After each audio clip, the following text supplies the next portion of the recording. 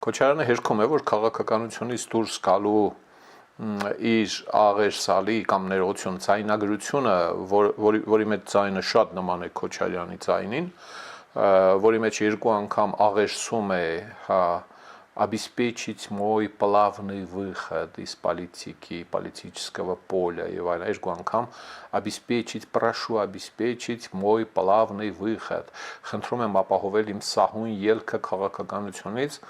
ընկել եմ կրակը, մոտարապես էս է համատեքստը, մարդը հերքում է, ասենք լուրջ դեմքով ասում է, որ դա իր ձայնը չէ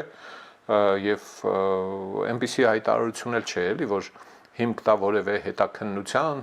իրավապահները փորձաքննության ղրգեն դա պարզեն, մարդ է, ինչ որ մեկին թիմում է Քոչարյանի ձենով։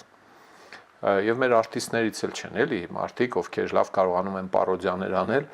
եւ իրենց հորինազնել չէ, էլի, այս խոսքը չէ։ Սիրելի ժողովուրդ, խնդրում եմ լայքել եւ բաժանորդագրվել ալիքը։